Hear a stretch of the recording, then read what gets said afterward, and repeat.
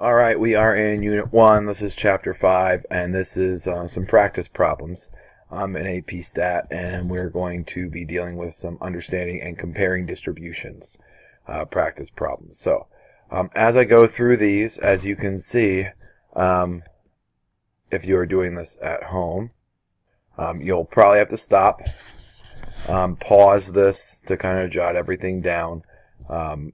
But I am going to be going fast through this, so feel free to pause at any point in time as you're going through these videos to jot things down. So, you got a company. It sells frozen pizza to stores in 4 markets. All right, so here are our markets. Here are the prices of the pizza. All right, and we are looking at box plots, right? It says it wants to examine the prices that the stores charge for pizza slices, and here are the box plots to compare them. Okay. So, do prices appear to be the same in the 4 markets? All right, well, as you're looking at this, here's what I'm noticing. I'm noticing that there are some outliers. That's what those dots mean. All right, and there seems to be a lot of actual outliers in Chicago, more than anywhere else. But the median price, that middle price for the most part, kind of seems to be the same in all markets, except for Baltimore. For some reason, that's a little higher. When dealing with these. And here is your quartiles, your interquartile range of each of them as well.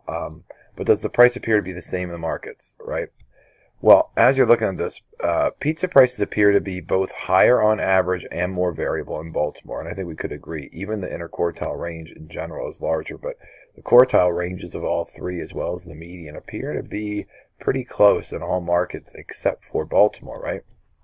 Prices in Chicago may be slightly higher on average than in Dallas and Denver, but the difference is kind of small. Like, they all kind of seem similar.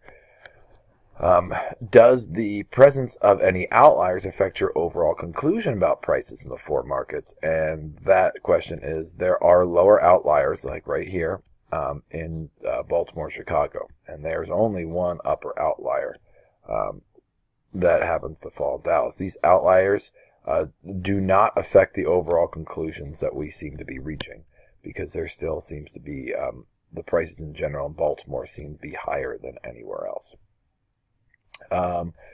Taking a look at this one, it says there's a back-to-back stem and leaf plot.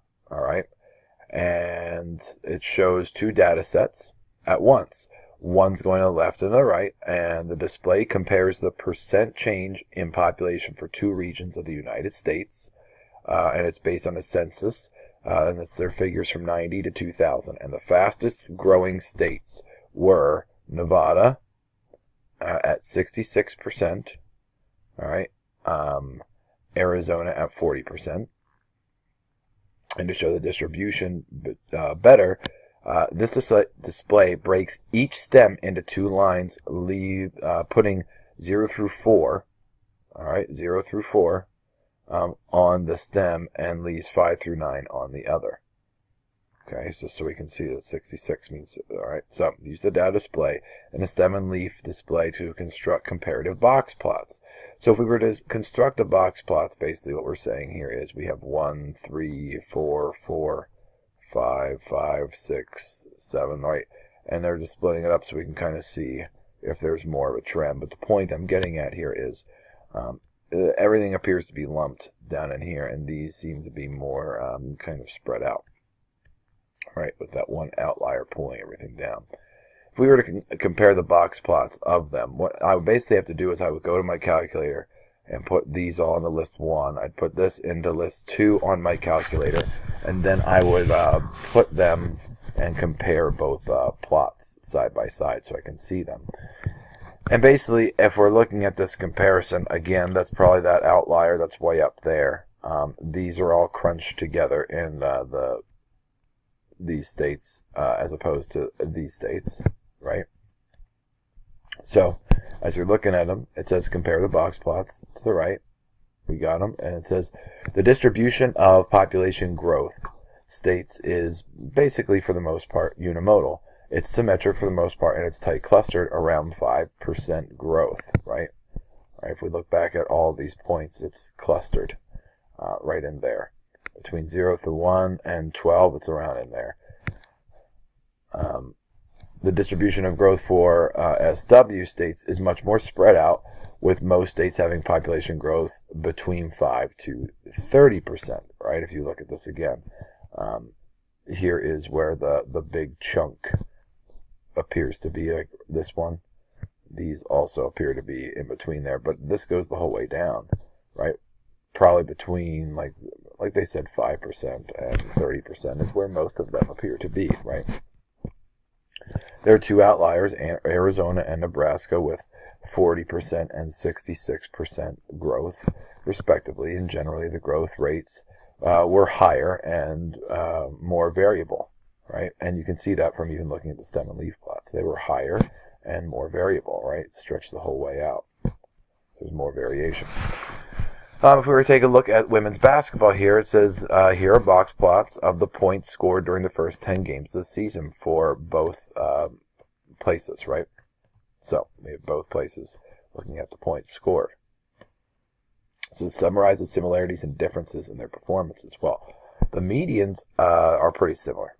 They all appear to be pretty close, right? However, there is a much larger variation of outcomes that are happening here than here. Right, if that makes sense. And the coach can take only one player to the state championship. Which player should she take? So I guess these are players that they're scoring. This person's all over the place, but has the same middle points, and this person not so much. But at least they're low and they're high. You can guarantee a little better about who to take. But if you want more upside, you're taking this person because they could technically be all over the place. So it depends on what you're looking for. So both girls have a median score about 17 points. All right. This person's just more consistent, closer range. Her interquartile range is only going to be about 2 points off, while interquartile range here is 10 points. So 50% of the time, you're scoring in between here and here, where 50% of the time you're scoring between here and here. Still better chance. So if the coach wants a consistent performer, this is the person to take because there's not much variation.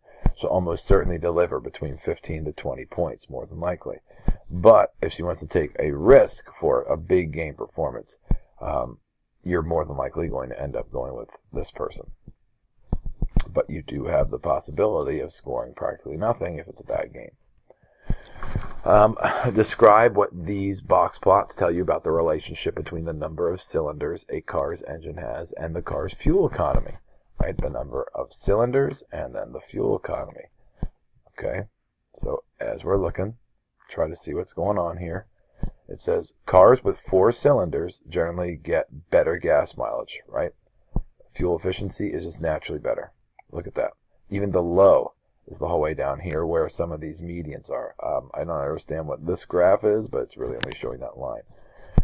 Additionally, the greater the number of cylinders, the more consistent the mileage becomes. So, as you can see, the more cylinders, though, the mileage, they can guarantee you it's going to be between here and here, right? They can kind of guarantee you what's going to happen with your fuel economy, I guess, if you want a fuel efficiency with the number of cylinders, but it's still lower. Right, the fuel efficiency is still lower, but it's better guaranteed. 4-cylinder cars typically get between 27 and 33 is where a majority, 50% of it comes.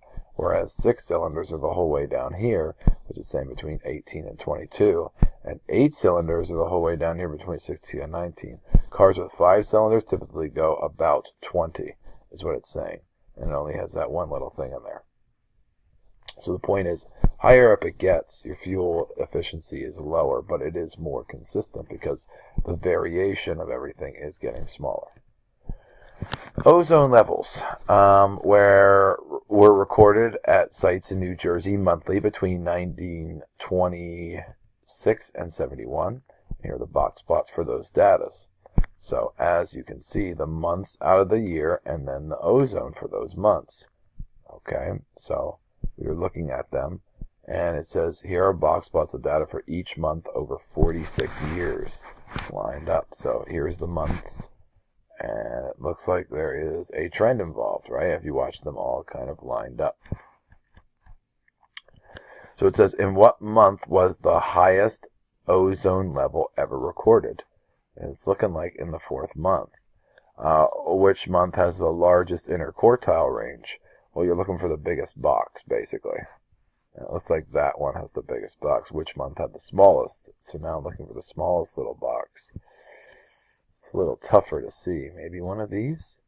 Looks like it could be the smaller box. Maybe one of these. I'm going to go with 6 or 7. And write a brief comparison of the ozone levels in January and in June. It's looking like this is less variation, more concise and more precise, whereas this is spread out more.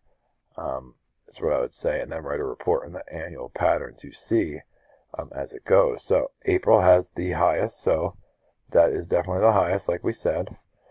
February has the largest interquartile range, right? And that does look the longest box, like I said. August has the smallest range, August, so it would be, like I said, comparing some of these to try to see what worked. Oh, has the smallest range. I want the smallest range, not box. So the smallest range is those lines. That's why that is the smallest one. So I agree with that.